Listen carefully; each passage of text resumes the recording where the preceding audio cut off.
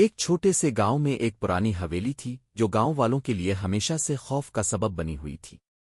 لوگ کہتے تھے کہ اس حویلی میں جادوگرنی رہتی ہے، ایک عورت جو شیطانی طاقتوں سے مالا مال تھی۔ حویلی کا رنگ پہلے سفید تھا لیکن وقت کے ساتھ یہ پیلا اور مدھم ہو گیا تھا۔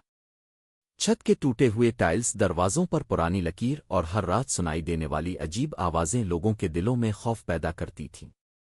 ایک دن روہت اپنے دوست کے ساتھ اس حویلی میں جستجو کے لیے گیا۔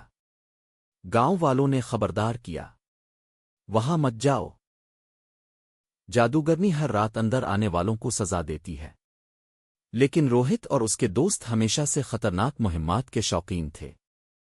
حویلی کے اندر پہلا کمرہ پرانی چیزوں سے بھرا ہوا تھا، دستی کتابیں، ٹوٹے ہوئے آئینے اور ایک عجیب خوشبو۔ جیسے ہی روہت نے ایک کتاب اٹھائی، اچانک دروازہ زور سے بند ہو گیا۔ ایک ہلکی سی ہنسی سنائی دی۔ کون ہے وہاں؟ روہت نے پوچھا، لیکن جواب صرف خالی خاموشی کا تھا۔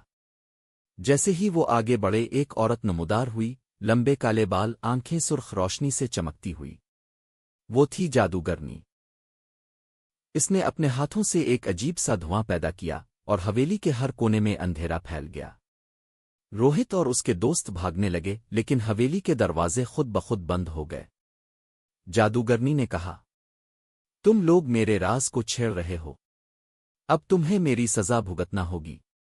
اس کی آواز اتنی تیز تھی کہ دیواریں کانپنے لگیں۔ روہت کو یاد آیا کہ لوگ کہتے ہیں کہ جادوگرنی کے طلسمات اور قدیم منتر اسے کمزور کر سکتے ہیں۔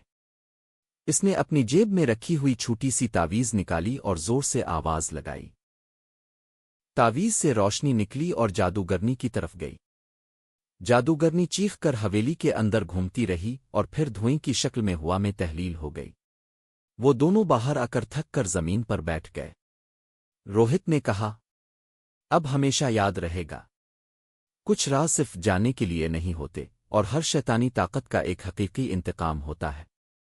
اس دن کے بعد حویلی دوبارہ پرانی خاموشی میں ڈوب گئی، اور گاؤں والے کہتے رہے کہ جادوگرنی کا جادو ابھی بھی کہیں چھپا ہوا ہے، بس کسی کو سمجھ نہیں آتا۔